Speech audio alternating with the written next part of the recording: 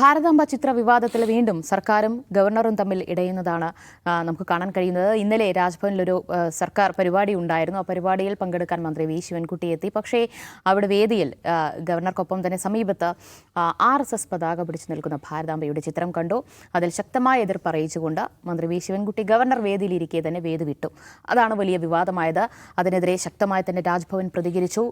മന്ത്രി ചെയ്തിരിക്കുന്നത് വലിയ പ്രോട്ടോകോൾ ലംഘനമാണ് എന്നായിരുന്നു രാജ്ഭവനിൽ നിന്നുള്ള പ്രതികരണം. പക്ഷേ അതിനെതിരെ ശക്തമായി തന്നെ മന്ത്രി വി ശിവൻകുട്ടി പ്രതികരിക്കുകയാണ്. പ്രോട്ടോകോൾ ലംഘനം നടത്തിയത് ഞാനല്ല, ഗവർണറാണ്. അപ്പോൾ ആദ്യം ആ ചിത്രം അവിടെ നിന്ന് മാറ്റട്ടെ, എന്നിട്ടാകാം ബാക്കി എന്ന തരത്തിലാണ് മന്ത്രി വി ശിവൻകുട്ടിയുടെ പ്രതികരണം.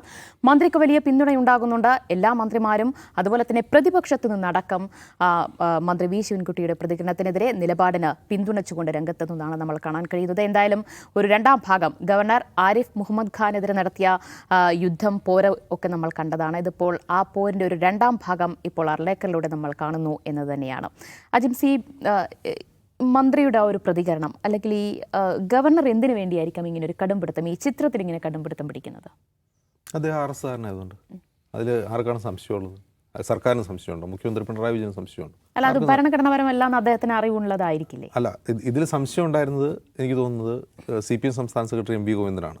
കാരണം ഇദ്ദേഹം ചുമതലയേൽക്കുന്ന സമയത്ത് MV ഗോവിന്ദൻ പാർട്ടി മുഖപത്രത്തിൽ ദേശാഭിമാനി ലേഖനം എഴുതി, പഴയ ഗവർണറെ പോലെ ആയിരിക്കില്ല പുതിയ ഗവർണർ എന്ന് ഞങ്ങൾ പ്രതീക്ഷിക്കുന്നു, അദ്ദേഹവുമായി സഹകരിച്ച് പോകാനാണ് LDF സർക്കാർ ആഗ്രഹിക്കുന്നതെന്ന് പറഞ്ഞ് ലേഖനം എഴുതിയിരുന്നു. മുഖ്യമന്ത്രി പിണറായി വിജയൻ അദ്ദേഹത്തെ 1-2 വട്ടം രാജ്ഭവനിൽ പോയി സന്ദർശിച്ചിരുന്നു. പ്രഭാത നടത്തത്തിന് രാജ്ഭവനിലേക്ക് ഗവർണർ മുഖ്യമന്ത്രിയെ ക്ഷണിച്ചിരുന്നു.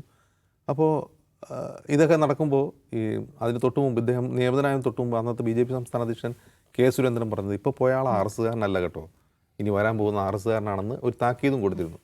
അതായത് നമ്മൾ RSSനോട് എന്ത് നിലപാട് സ്വീകരിക്കുക, അത് മന്ത്രിയാവട്ടെ ഭരണകൂടമാവട്ടെ. ഇപ്പോൾ ഞാൻ ഗവർണറോട് എന്നല്ല ഞാൻ പറയുന്നത്, ഒരു RSS എന്ന സംഘടനയോട്. കാരണം ഈ ഗവർണർ RS-കാരനാണ്, അദ്ദേഹം താൻ RS-കാരനാണെന്ന് അഭിമാനിക്കുന്ന ആളാണ്, അത് ഇടയ്ക്കിടയ്ക്ക് പറയുന്ന ആളാണ്, അദ്ദേഹത്തിൻ്റെ സിമ്പൽ അതിൻ്റെ കൂടെ കൂടെ നടക്കുന്ന ആളാണ്. അപ്പോൾ RSSനോട് ഒരു പാർട്ടി, ഒരു വ്യക്തി, ഒരു ഭരണകൂടം, എന്ത് ഇൻസ്റ്റിറ്റ്യൂഷൻ എന്ത് നിലപാട് സ്വീകരിക്കുന്നു എന്നുള്ളത് അവരുടെ രാഷ്ട്രീയത്തിൽ വളരെ വളരെ പ്രധാനമാണ്. നിങ്ങൾ അവരുടെ മുമ്പിൽ കുമ്പിട്ട് നിൽക്കുക. RSSൻ്റെ മുമ്പിൽ കുമ്പിട്ട് നിന്നാൽ നിങ്ങൾക്ക് ഒരിക്കലും നിവരാൻ കഴിയില്ല, നിവരാൻ അവർ സമ്മതിക്കില്ല. മന്ത്രി വി ശിവൻകുട്ടിയും മന്ത്രി P പ്രസാദും രണ്ടുപേരും ഇപ്പോൾ അതിൽ വിയോജിപ്പ് അറിയിച്ചിട്ടുണ്ട്. മന്ത്രി P പ്രസാദ് വളരെ ധൈര്യപൂർവ്വം ആ ഒരു പരിപാടിയെ വേണ്ട എന്ന് വെച്ച് പിരിഞ്ഞു വന്നു. ശിവൻകുട്ടി എന്താണ് ചെയ്തത്? പരിപാടിയിൽ കയറിയപ്പോഴാണ് അദ്ദേഹം പറഞ്ഞത്, അദ്ദേഹത്തിൻ്റെ സ്വതസിദ്ധമായ ഭാഷയിൽ ഒരു പെണ്ണുമുള്ള സാരിയും ചുറ്റി നിൽക്കുന്നു, അവിടെ കൊടിയും പിടിച്ച്, അതാണ് ഞാൻ കണ്ടത് എന്ന് പറഞ്ഞു. അദ്ദേഹം ഇറങ്ങിപ്പോന്നു. അദ്ദേഹം അവിടെ ഒരു പ്രസംഗം എഴുതി തയ്യാറാക്കിയ പ്രസംഗം വായിച്ചിട്ടാണ് ആ പരിപാടി ബോയ്ക്കോട്ട് ചെയ്തത്. അങ്ങനെ ബോയ്ക്കോട്ട് ചെയ്ത പരിപാടി പ്രോട്ടോകോൾ ലംഘനമാണെന്നാണ് ഗവർണർ പറയുന്നത്. പ്രോട്ടോകോൾ ലംഘനമാണോ എന്ന് ചോദിച്ചാൽ, governor as the head of the government, ഒരു മന്ത്രി, ആ ഗവൺമെൻറ്റിലെ ഒരു മന്ത്രി ഒരു പരിപാടിയുടെ ഇടയ്ക്ക് വെച്ച് അത് പ്രതിഷേധിച്ചു അറിയുമെന്ന് തീർച്ചയായിട്ടും പ്രോട്ടോകോൾ ലംഘനമാണ്. പക്ഷേ as an elected representative of the assembly, ഒരു മന്ത്രി ആയിരിക്കെ തന്നെ അദ്ദേഹം ഒരു എലക്റ്റഡ് റെപ്രസെൻറ്റേറ്റീവ് ഓഫ് അസംബ്ലിയാണ്. അദ്ദേഹത്തിന് പ്രൊട്ടസ്റ്റ് ചെയ്യാനും അധികാരമുണ്ട്. അത് രാജ്ഭവന് മുമ്പിൽ അല്ലെങ്കിൽ രാജ്ഭവനിൽ ഒരു പരിപാടിയിൽ പ്രൊട്ടസ്റ്റ് ചെയ്യാൻ പാടില്ല എന്ന് ഭരണഘടന എഴുതി വെച്ചിട്ടില്ല. അപ്പോൾ ഇതിൽ റൈറ്റ് ഓർ റോങ് എന്ന് ചിന്തിക്കുന്നതിന് പകരം ഇതിനെ പൊളിറ്റിക്കലായിട്ട് കാണുകയാണെങ്കിൽ ശിവൻകുട്ടി ചെയ്തത് ഒരു പ്രതിഷേധമാണ്. ആ പ്രതിഷേധം അദ്ദേഹം രേഖപ്പെടുത്തി. അദ്ദേഹം മാത്രമല്ല രേഖപ്പെടുത്തിയിട്ടുള്ളത്, മുമ്പ് മന്ത്രി P പ്രസാദും രേഖപ്പെടുത്തിയതാണ്. അപ്പോൾ P പ്രസാദിൻ്റെ എപ്പിസോഡ് ഉണ്ടായ സമയത്ത് തന്നെ പ്രതിപക്ഷം ആവശ്യപ്പെട്ടൊരു കാര്യമുണ്ടായിരുന്നു, സർക്കാർ ഇക്കാര്യത്തിൽ അവരുടെ ഡിസഗ്രിമെൻറ്റ് ഗവർണറെ അറിയിക്കണം. അത് അറിയിച്ചിട്ടുണ്ടോ എന്നൊരു ക്വസ്റ്റ്യൻ ഇപ്പോഴും ബാക്കിയാണ്. മുഖ്യമന്ത്രി പിണറായി വിജയൻ ഈ ഭാരതാംബ ചിത്രം രാജ്ഭവനിൽ നിരന്തരം സ്ഥാപിക്കുന്നതിൽ ഭരണഘടനാപരമായ വിയോജിപ്പ് ഗവർണർ അറിയിച്ചിട്ടുണ്ടോ? കാരണം ആ ചിത്രം അവിടെ സ്ഥാപിക്കുന്നത് ഇന്ത്യയുടെ ഒരു സോവറിനിറ്റിയോടുള്ള ലംഘനം കൂടിയാണ്. ആ ചിത്രത്തിൽ കാണുന്ന സ്ത്രീ ഒരു ഭാരതാംബയാണെന്ന് ഗവർണർ പറയുന്നു.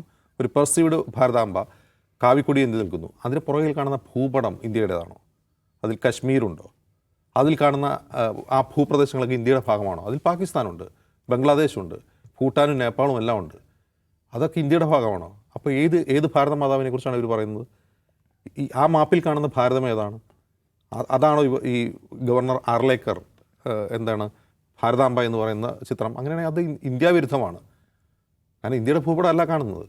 അപ്പോൾ ഇന്ത്യ വിരുദ്ധമായ ഒരു ചിത്രം ഔദ്യോഗിക പരിപാടികളിൽ പ്രദർശിപ്പിക്കുക, രാജ്യത്തിനെതിരായിട്ടുള്ളൊരു ചിത്രം പ്രദർശിപ്പിക്കുക എന്ന് പറഞ്ഞാൽ അത് ചോദ്യം ചെയ്യപ്പെടേണ്ടതാണ്. അത് ചോദ്യം ചെയ്യാനുള്ള ഒന്നാമത്തെ ഉത്തരവാദിത്തം മുഖ്യമന്ത്രി പിണറായി വിജയനാണ്. മുഖ്യമന്ത്രി പിണറായി വിജയൻ ആ വിഷയത്തിൽ എന്തുകൊണ്ട് മൗനം പാലിക്കുന്നു എന്നുള്ള ചോദ്യത്തിന് ഉത്തരം വേണം. പിന്നെ മന്ത്രി വി ശിവൻകുട്ടി എനിക്ക് വ്യക്തിപരമായി വളരെ ഇഷ്ടമുള്ള ഒരാളാണ്. അദ്ദേഹത്തെ വിദ്യാഭ്യാസ വകുപ്പിൻ്റെ ചുമതല ഏൽപ്പിച്ചപ്പോൾ വലിയ തോതിലുള്ള ട്രോളും പരിഹാസമൊക്കെ ഉയർന്നിട്ടുണ്ടായിരുന്നു ഒരു കാലത്ത്. ഏതാണ് പണ്ട് നിയമസഭയിലുണ്ടായ കച്ചറയിൽ അദ്ദേഹം ടേബിളിന് മുകളിൽ കയറി ഇതാണല്ലോ കുട്ടികളെ വിദ്യാഭ്യാസ മന്ത്രി പഠിപ്പിക്കാൻ പോകുന്നതെന്ന് പറഞ്ഞിട്ടുള്ള വലിയ ട്രോൾ ഉണ്ടായിരുന്നു. പക്ഷേ ഞാൻ അന്നും ഇന്നും വി ശിവൻകുട്ടിക്ക് വിദ്യാഭ്യാസ വകുപ്പ് നന്നായി കൈകാര്യം ചെയ്യാൻ കഴിയുമെന്ന് വിശ്വസിക്കുന്ന ഒരാളാണ്. അതിൻ്റെ കാരണം വിദ്യാഭ്യാസ വകുപ്പിൽ അപ്പോൾ ഒന്നാം പിണറായി വിജയൻ സർക്കാരിൻ്റെ കാലത്ത് രണ്ടാം പിണറായി വിജയൻ സർക്കാരിൻ്റെ കാലത്തുള്ള വ്യത്യാസം വിദ്യാഭ്യാസ വകുപ്പിലുണ്ടായിരുന്ന ഒരു അക്കാഡമിക് പ്രശ്നമല്ല. അങ്ങനെ അക്കാഡമിക് പ്രശ്നം എന്തെങ്കിലും ഉണ്ടെങ്കിൽ വി ശിവൻകുട്ടിക്ക് പരിഹരിക്കാൻ കഴിയില്ല. അവിടെ ഉണ്ടായിരുന്ന ഒരു അഡ്മിനിസ്ട്രേറ്റീവ് പ്രശ്നമാണ്. അത് മുൻ വിദ്യാഭ്യാസ മന്ത്രി രവീന്ദ്രനാഥിൻ്റെ കാലത്ത് വലിയ രൂക്ഷമായിരുന്നു. ഉദ്യോഗസ്ഥരായിരുന്നു ആ വകുപ്പ് ഭരിച്ചുകൊണ്ടിരുന്നത്, മന്ത്രി ഒന്നും അറിയില്ലായിരുന്നു. പക്ഷേ മന്ത്രി വി ശിവൻകുട്ടി അങ്ങനെയല്ല, വളരെ കൃത്യമായി കാര്യങ്ങൾ ചെയ്യുന്ന ഒരാളാണ്. അതിന് അദ്ദേഹത്തിന് ആ കഴിവ് നൽകുന്നത് അദ്ദേഹം ജനങ്ങൾക്കിടയിൽ ഇറങ്ങി പ്രവർത്തിച്ചിട്ടുള്ളൊരു കമ്മ്യൂണിസ്റ്റ് നേതാവാണ്. ജനങ്ങളുടെ പൾസ് അറിയാവുന്ന, കൃത്യമായി ജനങ്ങളുടെ പൾസ് അറിയാവുന്ന, അതാണ് അദ്ദേഹം രാജ്ഭവനിലും പ്രകടിപ്പിച്ചത്. അതായത് ജനങ്ങൾ ഇതിനെ എങ്ങനെയാണ് പെർസീവ് ചെയ്യുക ഈ ഭാരതാംബ ചിത്രത്തെ എന്നുള്ളതാണ് മന്ത്രി വി ശിവൻകുട്ടിയുടെ വാക്കുകളിലൂടെ ഗവർണറുടെ കാതിലെത്തിയത്. കേരളത്തിലെ ജനങ്ങൾ അതിനോട് എന്ത് പ്രതികരണമാണ് നടത്തുക? നിങ്ങളുടെ ഭാരതാംബയല്ല ഞങ്ങൾ, മലയാളികളുടെ ഭാരതാംബ എന്ന് തന്നെയാണ് അവരൊക്കെ പറഞ്ഞത്. ശിവൻകുട്ടിയുടെ വായിലൂടെ അദ്ദേഹത്തിൻ്റെ സ്വതസിദ്ധമായ ഭാഷയിൽ പുറത്തു വന്നത്. അത് ഉചിതമായി എന്നേ പറയാനുള്ളൂ. മറ്റൊന്ന് പ്രോട്ടോക്കോൾ ലംഘിച്ചു എന്നുള്ളതാണ് പരാതിയെങ്കിൽ ചില പ്രോട്ടോക്കോളുകൾ ലംഘിക്കാൻ കൂടിയുള്ളതാണ് പ്രൊട്ടസ്റ്റിൻ്റെ ഭാഗമായി. യെസ് നിഷാദ്, ഇവിടെ ഇപ്പോഴത്തെ ഗവർണറോടുള്ള സമീപനത്തിൽ മുഖ്യമന്ത്രി കൊളിച്ചുകളിയുണ്ട് എന്ന് തന്നെയാണ് പറയാനുള്ളത് എന്ന് ഞാൻ വിചാരിക്കുന്നില്ല കേട്ടോ. ഇതിപ്പോൾ വി ശിവൻകുട്ടി ഒറ്റയ്ക്ക് ചെയ്യുന്ന ഒരു കാര്യമാണെന്ന് എനിക്ക് അഭിപ്രായമില്ല. കാരണം വി ശിവൻകുട്ടി മുഖ്യമന്ത്രി പിണറായി വിജയനായിട്ട് വളരെ ക്ലോസ് ആയിട്ടുള്ള ആളാണ്. മുഖ്യമന്ത്രി പിണറായി വിജയൻ ഇപ്പം അങ്ങനെ ഒളിച്ചുകളി ഉണ്ടെങ്കിൽ ആ ഒളിച്ചുകളിയുടെ കൂടെ നിൽക്കാനും തക്കവണ്ണം അടുപ്പമുള്ള ആളാണ് ആര്? വി ശിവൻകുട്ടി. അപ്പോൾ വി ശിവൻകുട്ടി അങ്ങനെ ഒരു പരിപാടി അവിടെ നടക്കുന്നു. ആ പരിപാടിയിൽ ഈ പറഞ്ഞ RSSകാരുടെ ഈ പടം അവർ വെച്ചിട്ടുണ്ട് എന്ന് മനസ്സിലാക്കിയിട്ട് അദ്ദേഹത്തിൻ്റെ വിയോജിപ്പ് രേഖപ്പെടുത്താനുള്ള സംഗതി കുറിച്ചുകൊണ്ടുപോയി അവിടെ പ്രസംഗിക്കുകയാണ് ചെയ്തത്. അവിടെ പോയി ആ പ്രൊട്ടസ്റ്റ് ചെയ്യണമെന്ന് അദ്ദേഹം തീരുമാനിക്കുകയും ആ പ്രൊട്ടസ്റ്റ് ചെയ്യുകയും തിരിച്ചിറങ്ങി വരികയും രൂക്ഷമായ ഭാഷയിൽ ഗവർണറെ തള്ളിപ്പറയുകയും പിറ്റേന്ന് അതിനേക്കാൾ രൂക്ഷമായ ഭാഷയിൽ പറയുകയും ഇങ്ങനെയാണെങ്കിൽ ഞങ്ങൾ നിരന്തരമായി നിലപാട് സ്വീകരിക്കുകയും ചെയ്യും എന്ന് പറയുന്നത് ഒരു സർക്കാരിൻ്റെയും LDFൻ്റെയും തീരുമാനമായിട്ട് ഞാൻ കാണുന്നത്. കാരണം ഇതിനു മുമ്പ് പി പ്രസാദ് ആ തീരുമാനം പറഞ്ഞപ്പോഴും അതിനുശേഷം ഇപ്പോൾ ഇദ്ദേഹം അത് കണ്ടിന്യൂ ചെയ്യുമ്പോഴും നമ്മൾ മനസ്സിലാക്കേണ്ടത് സർക്കാർ RSSൻ്റെ ഈ പറയുന്ന ദേവതാസങ്കല്പ ഏർപ്പാടിനോട് യോജിക്കുന്നില്ല എന്ന കാര്യത്തിൽ ഒരു നയപരമായ തീരുമാനം എടുത്തിട്ടുണ്ട്. പക്ഷേ സർക്കാർ ഒരു ഫൈറ്റ് മൂഡിലേക്ക് എന്ന് വെച്ചാൽ അങ്ങോട്ട് കത്തയച്ചോ എനിക്കറിയില്ല, ഈ കത്തയക്കുക അല്ലെങ്കിൽ ഗവർണറെ നേരിട്ട് കണ്ട് വിയോജിപ്പ് അറിയിക്കുക, ഗവർണർക്കെതിരായിട്ടുള്ള ഒരു വെല്ലുവിളി പ്രസംഗം നടത്തുക എന്നതിലേക്ക് മുഖ്യമന്ത്രി എത്തിയിട്ടില്ല. അതിലവരെടുക്കുന്ന സമീപനം എന്താണെന്ന് നോക്കണം. പക്ഷേ ഇതിനകത്ത് വിട്ടുവീഴ്ചയെ വേണ്ടതില്ല. കാരണം ഗവർണർ ആദ്യം ഭയപ്പെടുത്താൻ നോക്കിയല്ലോ. ഗവർണർ രാജ്ഭവനിൽ ചെയ്യേണ്ടതാണ് തീരുമാനം ഞങ്ങളാണ്, പ്രോട്ടോകോൾ പാലിക്കാൻ എല്ലാവരും ബാധ്യസ്ഥരാണ്, ഈ ഇറങ്ങിപ്പോയ തെറ്റാണെന്നൊക്കെ ഭയപ്പെടുത്താൻ നോക്കുകയാണല്ലോ. രാജ്യം ഭരിക്കുന്നത് ഞങ്ങളാണ്, അപ്പോൾ ഞങ്ങൾ ഭരിക്കുമ്പോൾ ഞങ്ങൾക്ക് ഇഷ്ടമുള്ള ഭൂപടം ഞങ്ങൾ വെക്കും, ഇഷ്ടമുള്ള പടം വെക്കും. അത് ചോദിക്കാനിവിടെ കോടതിയില്ല, സംവിധാനമില്ല, ഒരു പരാതിയും കൊടുത്തിട്ട് കാര്യമില്ല. ഞങ്ങൾ പറയുന്നത് അനുസരിക്കാൻ എല്ലാവരും ബാധ്യസ്ഥരാണ്, സംസ്ഥാനങ്ങൾ ഞങ്ങളുടെ കീഴിലാണ്, ഇല്ലെങ്കിൽ ഞങ്ങൾ പിടിച്ച് ഞെരുക്കിക്കളയും എന്നൊക്കെയുള്ള ഹുങ്കിൻ്റെ പേരിലാണല്ലോ ഈ പടം എടുത്തു വെക്കുന്നത്. ഇന്ത്യയുടേതല്ലാത്തൊരു ഭൂപടം, ഒരു സ്ത്രീയുടെ പടം, അവർ കയ്യിലൊരു വടി പിടിച്ചിരിക്കുന്നു, ആ വടിയിൽ ഏതോ ഒരു കൊടി, എന്നിട്ട് അത് ഇന്ത്യയുടേതാണെന്ന് ഇവർ പറഞ്ഞാൽ നമ്മളെല്ലാവരും സമ്മതിച്ചോളും. കാരണം 10 വർഷമായിട്ട് മോദിജി സർവാംഗീകാരനായി ഭരിച്ചുകൊണ്ടിരിക്കുകയാണ്, എല്ലാവരും ഭയപ്പെട്ടോളും എന്നിടത്താണ് ഒരു സംസ്ഥാനം നടക്കത്തില്ല എന്ന് പറയുന്നത്. അത് ഭയങ്കര പ്രൗഡ്ഫുൾ ആയിട്ടുള്ളൊരു മൊമെൻ്റാണെന്ന് എനിക്ക് അങ്ങനെയാണ് തോന്നുന്നത്. ഒരു സംസ്ഥാനം, ഒരു മലയാളി എന്ന നിലയ്ക്ക് നമ്മുടെ ഗവൺമെൻറ് ആ കാര്യത്തിൽ എടുക്കുന്ന സമീപനത്തിൽ എനിക്ക് തൃപ്തിയുണ്ട്. കാരണം മറ്റു പലയിടത്തും അത് നടക്കണമെന്നില്ല, മറ്റു പലയിടത്തും ഇതിനപ്പുറം കാര്യങ്ങൾ നടക്കും. ഇവിടെ RSSൻ്റെ പടം കൊണ്ടുവച്ചിട്ട് മന്ത്രി അടക്കമുള്ള ആളുകൾ അതിന് മുമ്പ് പോയി തിരികെ കൊടുത്തെന്ന് പറഞ്ഞാൽ നടക്കില്ല എന്ന് പറഞ്ഞൊരു ഭരണകൂടത്തെയാണ് നമ്മൾ എലക്ട് ചെയ്തിരിക്കുന്നതെന്ന കാര്യത്തിൽ സന്തോഷമുള്ള ആളാണ് ഞാൻ. ആ നിലപാട് കണ്ടിന്യൂ ചെയ്യാൻ ഈ ഭരണകൂടത്തിന് കഴിയട്ടെ. പല ആക്ഷേപങ്ങളും പല ഘട്ടങ്ങളിലും ഉന്നയിക്കാവുന്നതാണെങ്കിലും ഇതൊരു ഭയങ്കര ഒരു സിംബോളിക്കായിട്ടുള്ളൊരു ഫൈറ്റാണ്.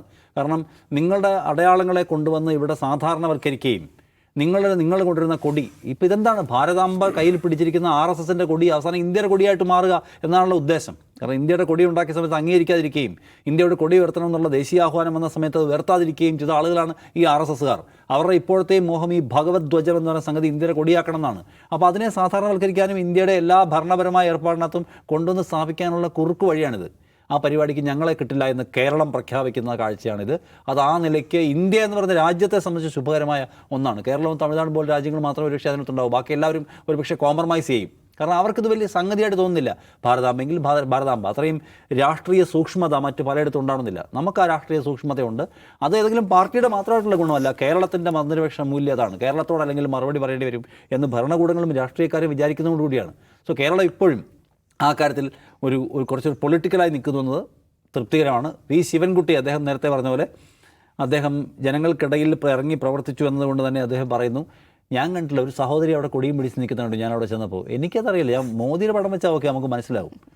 അത് RSSൻ്റെ ആഫീസോടെയാണെന്ന് പറഞ്ഞു കൊടുക്കുക, അവിടെ കൊണ്ട് വെക്കട്ടെ എന്നാണ് പറഞ്ഞു. ഗവർണർ അതിനൊക്കെ അപ്പോൾ ഈ പ്രോട്ടോക്കോൾ ലംഘനത്തിൻ്റെ കാര്യം പറയുമ്പോൾ ഗവർണർ എന്ത് പ്രതികരിച്ചു താങ്കൾ പറയുന്നത് കേട്ടപ്പോൾ?